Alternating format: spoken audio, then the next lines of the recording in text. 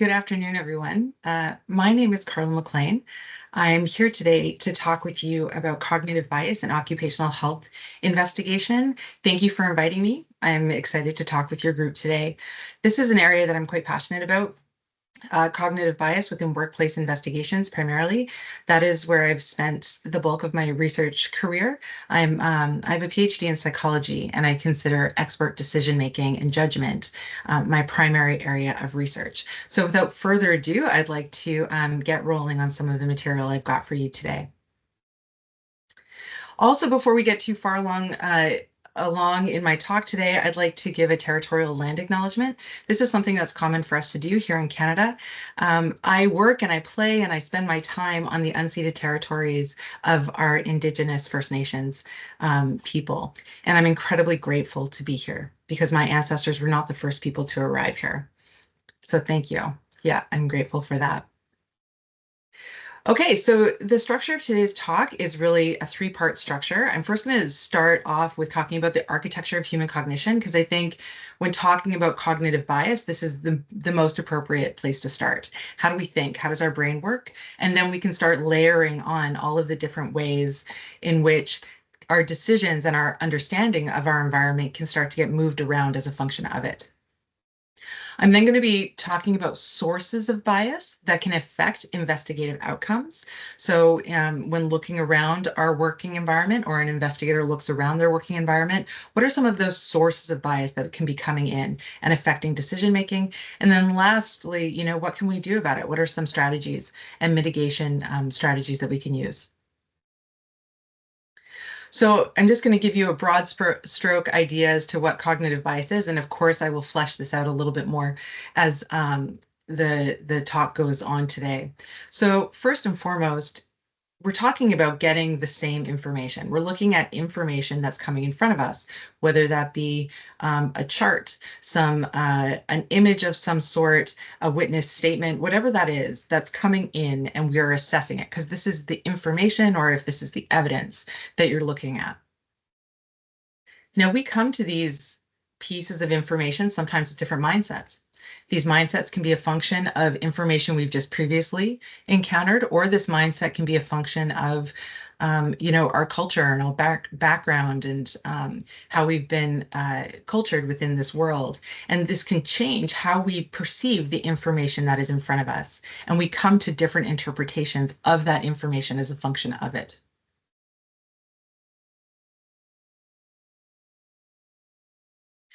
Now, in your role as investigators, for those of you who are investigators, I think this is a pretty special environment that you work within workplace investigation, because unlike forensic investigation, where there's different areas or tasks can almost be siloed, in workplace investigation, it really resides on you. So you seek the evidence, you look for the information, you interpret that information yourself. Sorry, this is being glitchy. And then lastly, you render a judgment. So it is your mind that is moving through all three of these different stages, and any bias that's introduced early in the information process, as you can see, has opportunity to move through different stages of the decision-making process to the final judgment and recommendations at the end of the day. This role as decision maker is not simple. These are complex. You're making complex judgments. You're dealing with a lot of information. Often that information is ambiguous. It can be difficult to understand exactly what it means. You're working under time pressure, high work volumes. I would imagine all of us are under stress. There's just so much to do. There's not enough time to do it.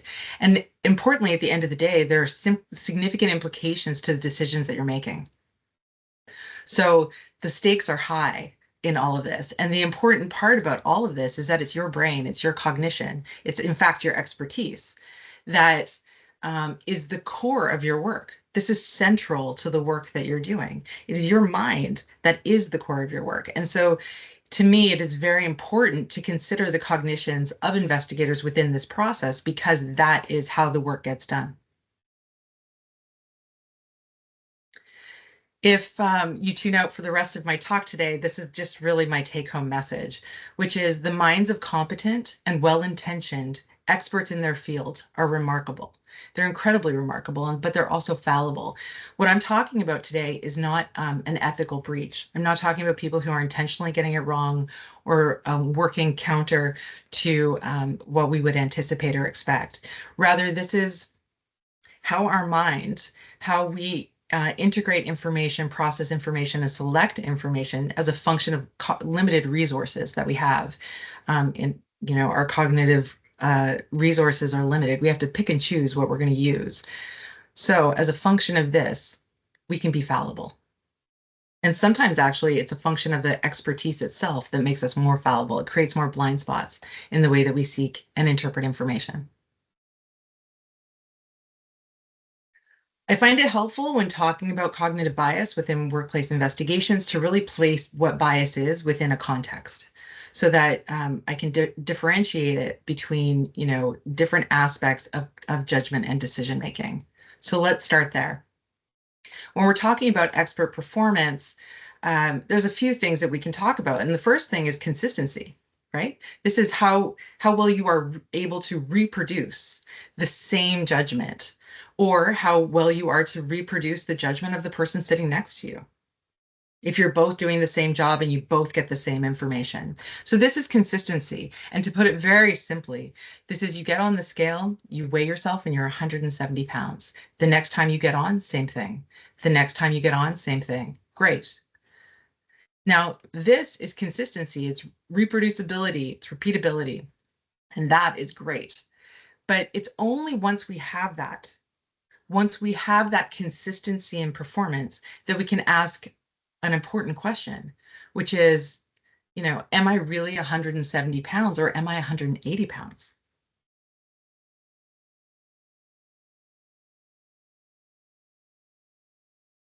So bias is what we are talking about here today. And this is a systematic factor. This is a systematic push or a systematic pull on decision making, moving someone in one direction or another. There's no moral balance to this. There's no, only pushing away from the right choice.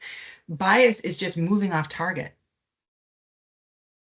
So this is every time you step on that scale, it is weighing you 5 pounds heavier than you actually are. And that is what we are talking about today. We're talking about bias.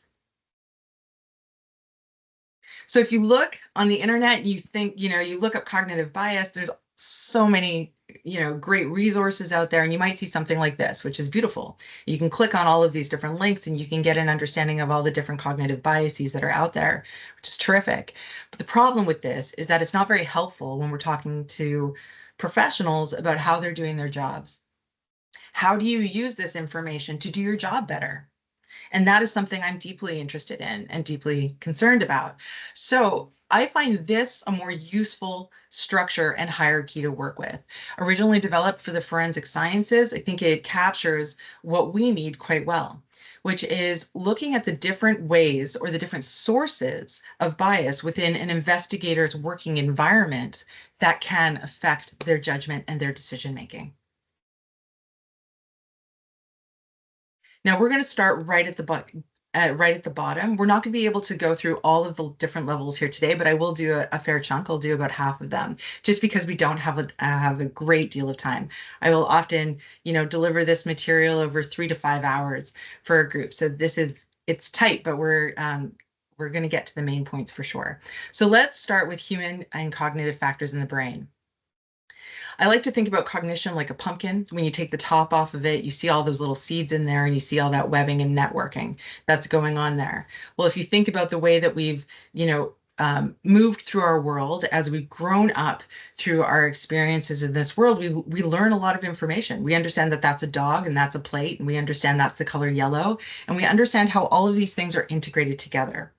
So if you look at those seeds within that pumpkin, that's all of these bits and concepts and schemas and ideas that we have from the experiences that we have developed over the years.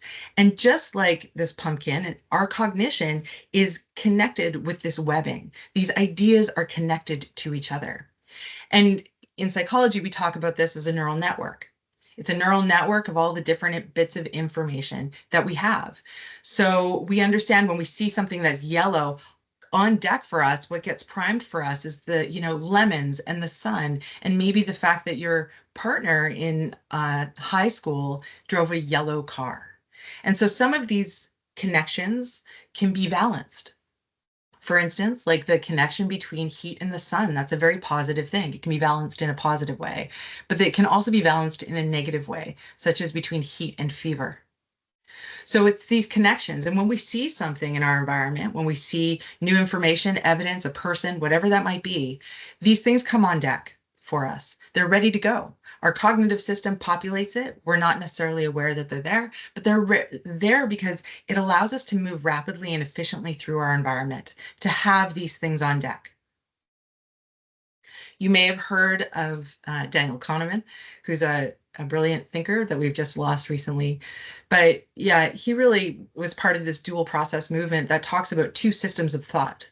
System one being automatic processing. This is where we harvest all of those great experiences, expectations, knowledge from our world, and we use them to navigate through our world very efficiently and really without conscious awareness.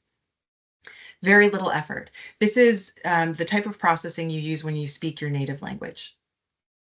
Now, of course, there's a second way of moving through the world and dealing with information, and this is system two, controlled processing. This is deliberate.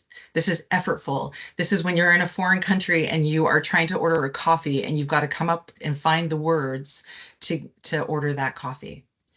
So we like the automatic system. It feels good, it's fluid, it feels comfortable, and we move rapidly with it. System two is more complicated and more difficult to do, and it takes effort. I'm going to show you right now how beautiful your cognitive system is. So I'm presenting a sentence on the screen right now. The only thing I want you to do is count the number F's that are in this sentence. There's no trick to this. I'm being very honest with you. There's no trick. All you need to do is count the number of F's in the sentence. And I will give you just a couple of moments to do that.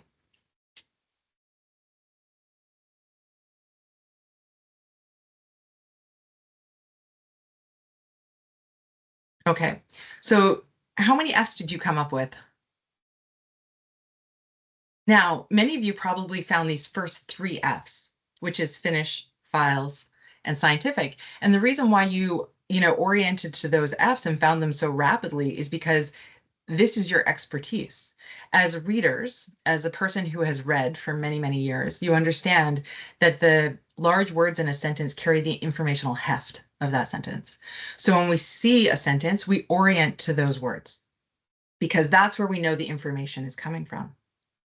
Some of you might be surprised to learn that there are 6 F's in this sentence, but I bet a number of you did not find those 6 F's. When I do this in a room of people, I typically find, about a third of people are able to find all 6 F's. Most people are in this 3 to 5 category. So why? Where are the other F's hiding? And the other F's are in the words of. And the reason why even though you were deliberately trying to find those F's in the sentence, the word of, years of experience have told you that this is just a joiner, it's a connector. It doesn't share any informational value. You don't need it.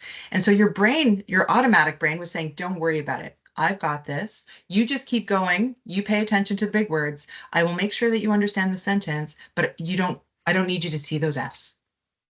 And it's in this way that experience and expertise can sometimes make us blind to the information that's sitting in front of us and why we need to be alive to this fact when we're doing important things like determining what occurred in a critical incident. So hopefully I will impart to you here that we are an active machine. We are never passive. We are always assessing information even when you're relaxed on the couch watching a TV show, you are actively processing information, some information while not processing other information. And our experiences and our knowledge, these things guide what we see. They guide how we interpret that information and then the judgments at the end of the day. And so context, when I'm talking about context and the power of context on our judgment and decision making, I'm talking about that whole top part of the pyramid. And this is what I'm going to find some time to cover today. So let's start right up at the top, which is data. So data, if you want to think about it, is just the information that's sitting in front of you. So it is the image, it is the report, it is the person. And data, some data is absolutely not biasing. An image can be completely neutral, but some of the information that you need can have biasing information integrated right into it, and you can't pull it apart. So, who was involved in the event is something that you know. What was the severity of the outcome is something that you likely know as well when you're working through an investigation. So, another component of the data is the person sitting in front of you. When I talk to workplace investigators, I often hear that, testimony, information delivered by people is core to the work that they're doing. Everyone has different amounts that they use, but ultimately this is core to their work. And gone are the days where we say, we don't see differences. We know actually, in fact, that we do see differences. We see race, religion, weight, sexual orientation, gender, mental health, socioeconomic status. We understand all of these things and we see these things. Now, remember that pumpkin and those great connections that have, that are between concepts. Well, through our world, through living in an environment where we have learned, we're good learners. We watch media, we hear conversations in our home, we understand what goes on within our community. We have links between these concepts, and these concepts can be positively linked or negatively linked. Now, these stereotypes are culturally learned. They're cued automatically. Remember how I told you when you see something, these things come on deck for you because your cognitive system says you might need this information. So it's just here, it's residing for you.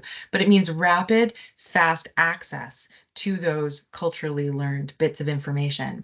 But importantly, too, these can be distinct from our values and our intentions, which makes it that much more complicated. This is a particularly tricky type of implicit bias is a tricky thing to manage because it's not something that can be easily removed from our environment when trying to deal with it. And so Devine and colleagues have done some great work with some empirically vetted training around how to kind of break this habit, because that's how they interpret it. It's a habit that needs to be broken. It's something when an idea pops up, you challenge it in the moment. And they really pulled a lot of their ideas from cognitive behavioral therapy. Now, implicit bias is certainly not a new concept to healthcare. It's been talked about for quite a while within the healthcare field. But the important thing is, this was just a recent kind of summary about implicit bias in healthcare, and I saw this sentence in it, which is, these incidences are then brought to the skilled incident response team to try and manage it and deal with it. And the question really is, well, okay, we've got implicit bias. We know that might be happening on the healthcare side, but what about the investigators who are also doing the investigation? Now, this is not from healthcare investigation, but it's something that I think is related very closely to what you do. And this is an experiment where they had a person who had done some unethical behavior within their work environment. And that unethical behavior was done by an individual who was either of a typical body weight, or someone whose body weight was atypical that put them in the obese category. They also varied this as a function of gender. So as a participant in this experiment, you either receive typicality, a typical body weight, or an obese body weight. And you either received that the person was male or female.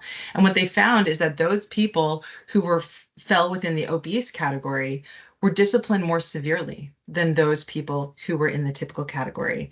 And this further went on to say that obese women, were disciplined more severely than obese men. And so if we take a step back and we think about, culture and our society and what is valued and the messages that we receive, these findings square.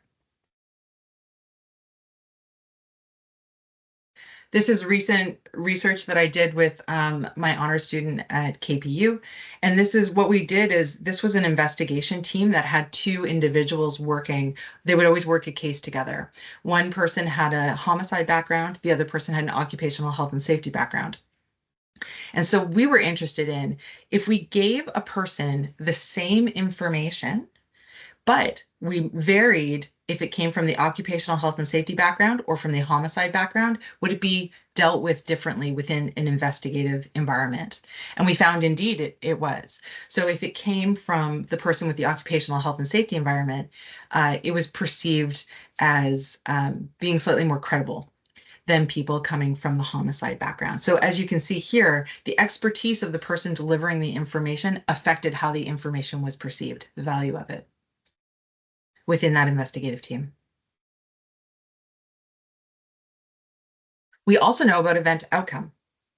So we know what happened and we also know who was involved, right? When we get information about event, we understand this stuff. It's typically shared pretty quickly right at the beginning. So this event information can have an effect on how we interpret information. So this is some research that I recently published with ETL Drawer, looking at the magnitude of this human error bias. We all have this bias to allocate cause to a person rather than to their environment, and there's a whole host of cognitive underpinnings to that. But we were interested to determine whether there was a magnitude difference between people who investigated events versus people who were just the lay population. And what you can see here, just sorry, to give you a reference point, we're looking at effect size D, and weak would be 20, 0.20 or below, and strong would be about 0.8 and above, just kind of rules of thumb around this stuff. So here you can see here, this is the lay population. So yeah, you're seeing a bit of this human error bias happening within the lay population. But when we came to professionals, we really saw that to a great degree. So you can see how even the experiences of being within this workplace environment, constantly finding these things, and it's a fairly feedback impoverished environment. There's a lot of different reasons why this magnitude difference might be happening here, but you can see that there's a stronger pull with professionals to find cause with individuals.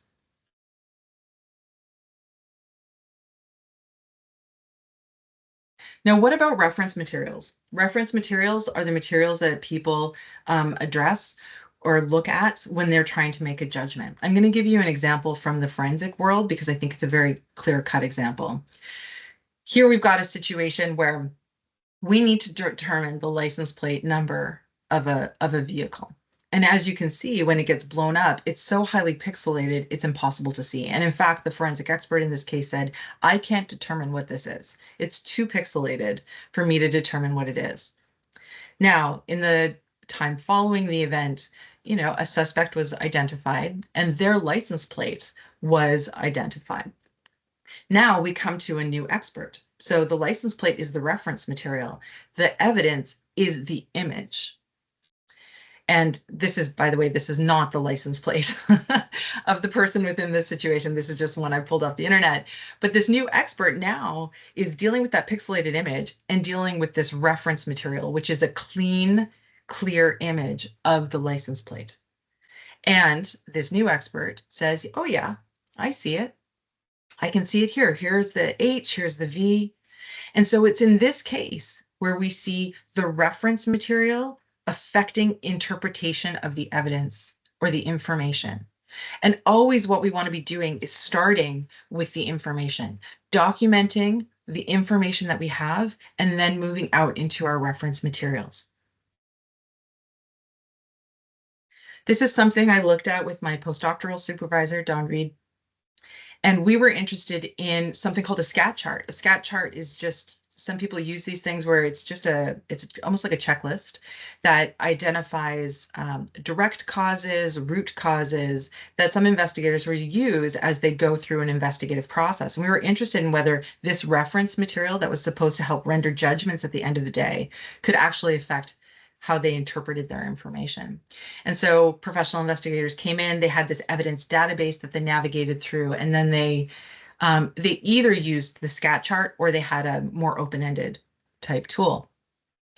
And what we found is that those investigators who used the scat charts allocated more cause to human error than those people who used an open-ended form. Also, they more rapidly terminated their information search. They did not spend as much time digging through the evidence. They thought they had it figured earlier than the other group. So as you can see here, this is a way that the reference material that the investigators were using affected not only how much they navigated the environment, but what their conclusions were at the end of the day.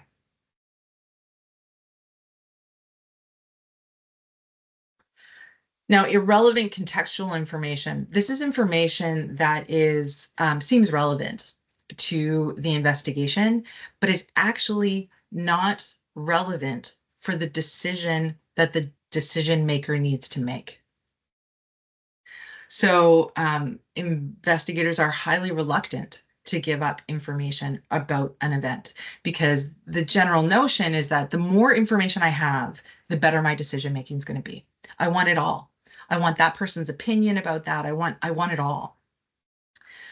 So again, just to really illustrate cleanly what this is, I'm going to just give you another example from forensic science, and then we will navigate over into workplace investigation. But this is some research that was done a number of years ago now with 6 fingerprint analysts who had a lot of experience within this. And in fact, it was that experience that was used in this research paradigm. So these 6 analysts, the research team had taken, 8 prints that these analysts had actually evaluated previously within their work life. And they put them back in front of them, but the person did not realize that they had actually evaluated them previously. A couple of those prints, they just kept for consistency purposes to see how at time 1 and time 2 were they able to reproduce the same judgment. But then for some of them, I'm sorry, I should mention that 4 pairs were determined matches and 4 pairs were determined non-matches. So for the 2 that were determined matches, they were given some irrelevant contextual information. And of course, reflect back on the fact that if you're a fingerprint analyst, the only thing you need to be doing is pattern matching exercise. You are looking at one pattern and seeing if it matches another, right? So you don't need to know if the suspect was in custody at the time of the crime. But for those people in the match condition, they receive some of this contextual information. For those people who are in the non-match condition, they receive contextual information such as the suspect confessed in questioning. What was found is that 4 out of 6 of the analysts changed at least one of their decisions about the prints. And of course, this is deeply concerning, you might even say alarming, because these prints had moved forward into the judicial system and decisions were made about people's lives as a function of them.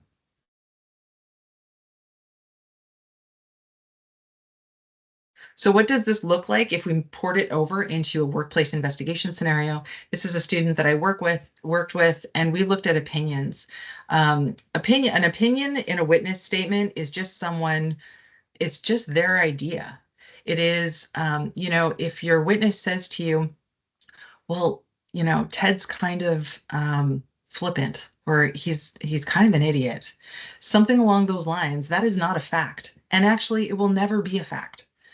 So, and the important thing too about a witness opinion is that you don't know where that opinion came from. It could be coming from an expertise level. Oh, they're unsafe because I understand this machinery and I understand how you use it and I see how they use it. That's from maybe a level of expertise, but it also could be coming from a whole host of other places, like the implicit bias of the witness you're talking to. So it's wise for investigators not to be using those opinions, only be using potential facts. And what we found is that the opinions shared in witness statements biased the conclusions made about what caused the event. Base rate understanding is the last thing I'm going to be talking about right now in terms of sources of bias. So the likelihood, a base rate expectation is the likelihood right? It's probability that it occurred. And sometimes, base rate information can come from good things, statistics. We know the probability of certain types of conditions or diseases within a population. But base rates also come from experience. And these things can be, powerful and important. Things like, when I see smoke, I know that there's typically fire. So this is an important base rate understanding that we've learned about our environment. But base rates can also be problematic because when we have an expectation about the probability of an event, it can start to shape our understanding of information. This has really been demonstrated in the prevalence effects. For instance, when going through airport security, those security officials are less likely to be able to identify a weapon or a bomb or a gun within luggage because they see it so rarely. So their probability judgment is affecting whether they think they see it or not. Recent research has also been done within the fingerprint realm, where they've changed the base rate likelihood that people have come to expect about a fingerprint, and it changes whether they think that print is a match or not. So what about base rates within workplace investigation? Well, again, this is the same paper with Gabrielle Miller that we published last year, or sorry, this year. So biasing base rate information, people received it or they didn't, some biasing base rate about an individual. They then received a witness narrative about what had occurred.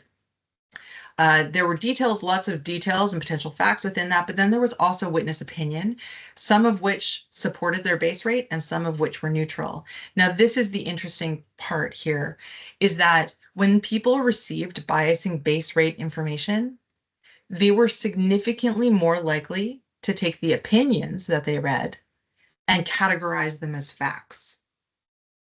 So moving forward, they feel quite confident that they've made good choices because, oh, look at all these facts I'm basing my decision on, when in fact, they had pulled opinions and put them in the fact bucket, if you will. Now, this is research where we looked at prevention officers. These are people who go into a workplace and they identify what could be potential hazards. You've got to clean that up or else somebody's going to get hurt.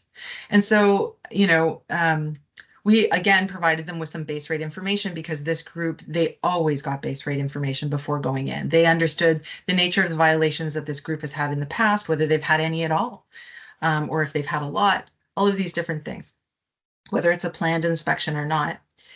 And what we found is that when they had that biasing base rate information, when we gave them images of a work site, they were much more likely to identify things within that work site as unsafe infractions than if they didn't have that biasing information. But what's also important about this, which shows, the tricky nature of bias, is that we had asked them, could this information ever affect your decision making? Ever? 77% of them said, absolutely not. This could never affect my judgment. But we see that it did. So this is the problem with cognitive bias, is that it operates out of awareness, and we can't grab it. There's no residue, cognitive residue, when we are acting with bias.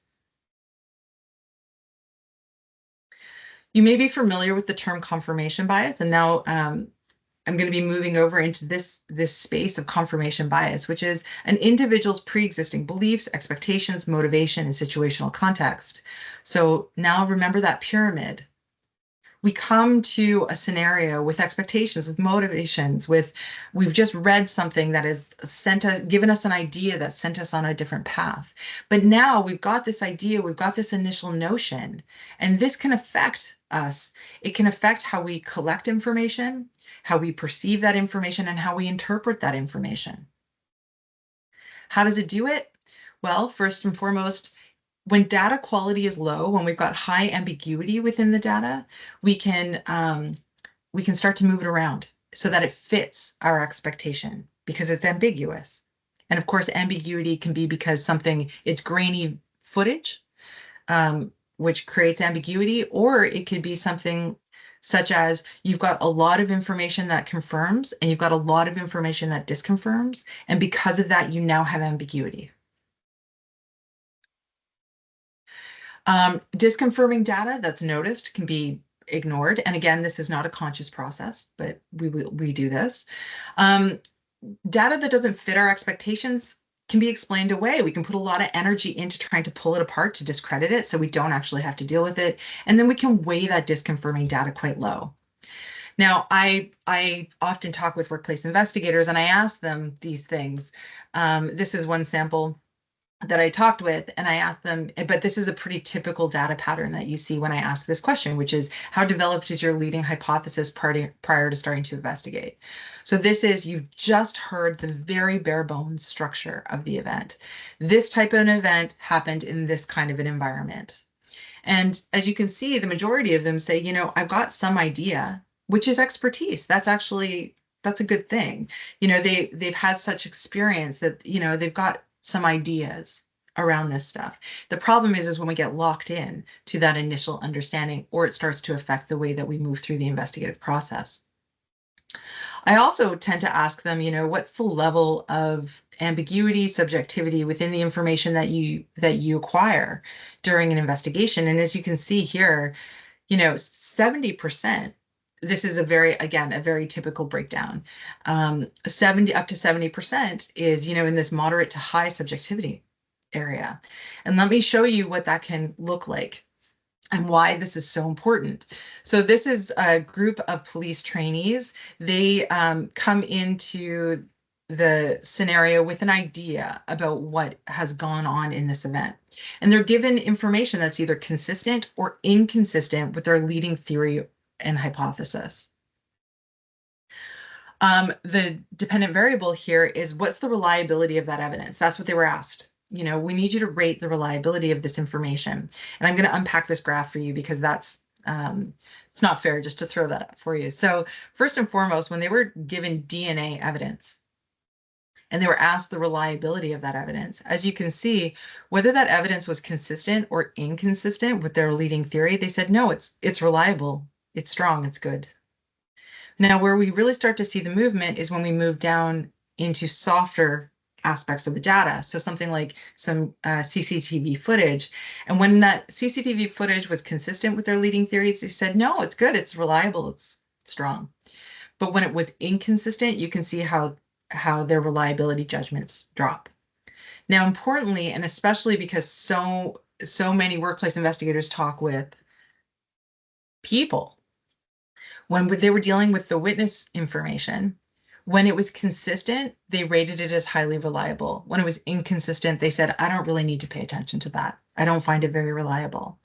So it's in these ways that we get this confluence of these different aspects coming together to create scenarios that can be problematic within the investigation. We've got ambiguity, we've got the subjectivity, we've got leading theories that can start to manifest and create a situation where we're not coming to the best conclusion. So what can we do about it? We need to care, and I think you do. We need to be aware, which was a big part of what we're talking about here today, and we need to prepare. So let's talk about all of those things. First, here's one last little activity that I'm giving you in this scenario, and I want you to take a look at this image. I would assume that many of you don't really know what this is, but it's in this moment that you are seeing the information, you are seeing the data, you're seeing, the evidence completely cleanly, right? You are seeing it for what it is. You see the darks and the lights and the shapes and the sort and the structure, and that is what it is. Now I'm going to bias you. So hold on to this naive moment because now I'm going to bias you and it's going to be it's going to be hard to see it how you see it now.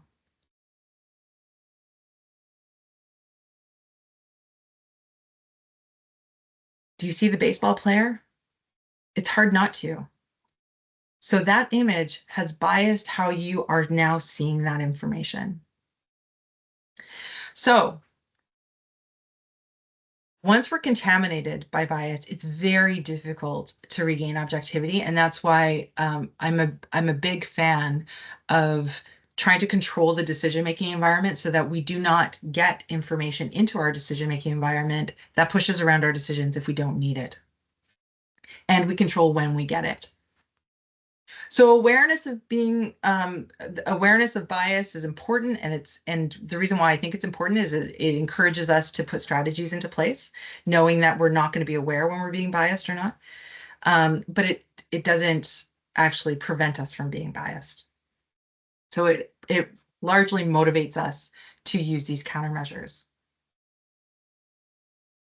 There's something called the bias blind spot within the literature, which is, people tend to say, I understand that my neighbor might be biased. I understand that the people that I work with might be biased, but my decision making, I'm not biased. I'm not as biased as the rest of them. And so this is a sample from forensic sciences and forensic mental health professionals. And what you will see typically is people are willing to acknowledge that bias occurs, within their community, even within their working group. But when it comes to them, it's going to be less likely. And you can see this pattern really moving down here with these groups, right? There's this movement down towards when it comes to my own investigative judgments, not so much. So I've been asking workplace investigators these questions for a number of years now, trying to understand whether they follow the same pattern, because I think there's quite a bit of good education that happens, especially within the bullying, harassment, assault world around cognitive bias.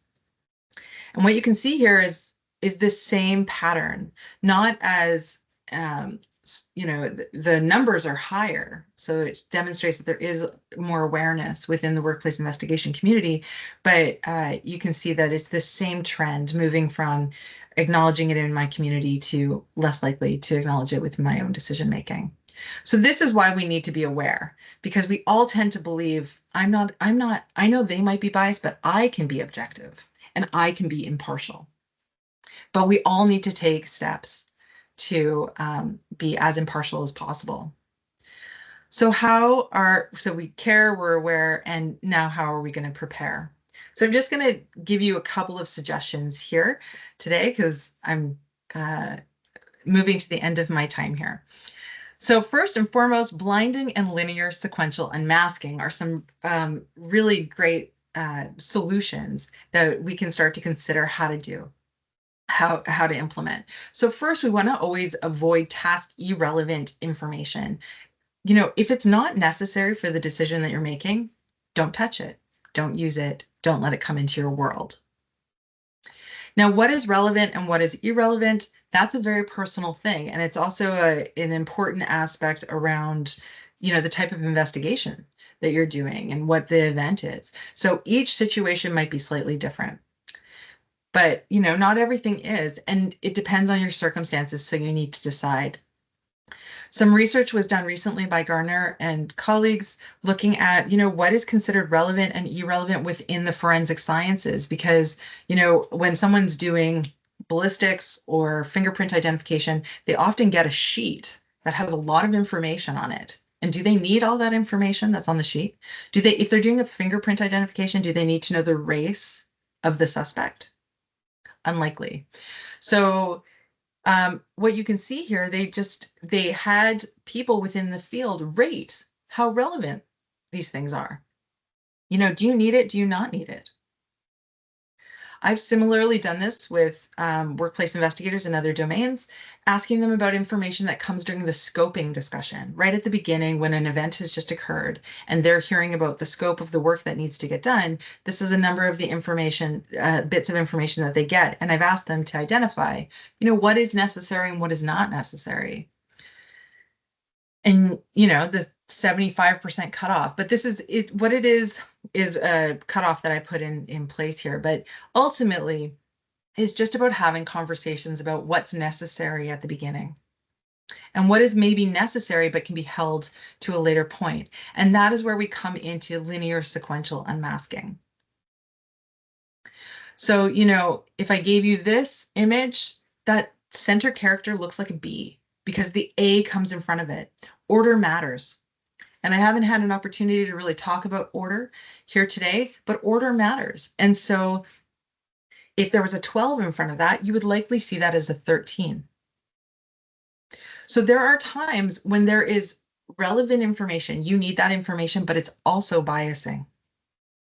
And this is where maybe we want to get someone else involved in the process, where they can identify that's relevant. You need that person needs it, and it's also biasing. I'm going to hold that back so that in the decision-making process, what happens is the start of the decision-making process only includes information that is non-biasing, relevant but non-biasing. So it's a context management technique. It's where an investigator starts the investigation by looking at material that has very low biasing ability. And constantly documenting the process, how you're making your decisions, where you're getting to. And then later on in the process, if there's a relevant piece of information that also has biasing content in it, then that can be included at that point. And again, you're using the documenting the entire process so you can see how that decision is being made. So in these cases, especially when it's an important case, a good useful strategy as well is to hand this over to a colleague for a fresh look. They should never know what your decision is. And you might want to change the order in which they get the information and see if they come to the same conclusion you did.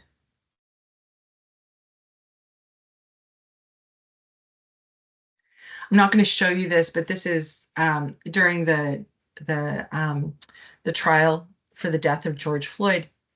This is the medical examiner who is on the stand giving testimony about how he went forward and did his forensic pathology report and saying, I knew there was a video out there. I intentionally didn't look at it because it was important for me to go in without that information when I was doing my assessment.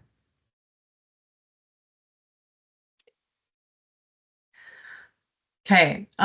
When we talk about confirmation bias, an important strategy that is often discussed is considering alternatives, consider the opposite, consider how your information that you're looking at and the conclusion that you've come to could be inaccurate, could be wrong. Can you look at this information and maybe come to a different conclusion? So it's just to really kind of break up and create new insights into the information and how you're using that information. So it's a good mind exercise and little thought experiment to be doing while doing the investigation. Of course, this is, the crux of things like the devil's advocate approach, the analysis of competing hypotheses that we see within the intelligence community. So it just challenges our status quo bias. The last thing I'm going to talk to you about today is around standardization. Standardization, the reason why it's important is because it reduces the noise within the decision making. It reduces the random error and promotes consistency within professional judgment. And that's an important thing because once we understand consistency, if we think back to the beginning of my talk today, once we promote consistency, we can then start to see where bias is operating more cleanly. Now, we know that there's a significant degree of variability in how people do this work, the tools that they use, and ultimately a real question around how they come to the conclusions that they come to. So I'm going to leave us on this note today, which is essentially developing an evidence-based and empirically vetted standardized investigation tools and protocols, I think is very much the path forward. And, taking bias into account when creating those tools and protocols. Thank you. That is everything that I have to share with you today. Thank you so much for your time. I welcome your questions. I'm happy to send you papers or anything, comments, questions, anything along these lines. I'm always happy to chat. So please don't hesitate to reach out. I also obviously want to say thank you so much to all the people that I collaborate with who share their valuable insights and expertise and support me in what I do as well. If you'd like to read a little bit more about this, there's a summary paper that I published a couple of years ago that includes a number of these points that I've made today. And you can also get that on a preprint site as well. Thank you for your time. Don't hesitate to reach out, and very nice to meet you all.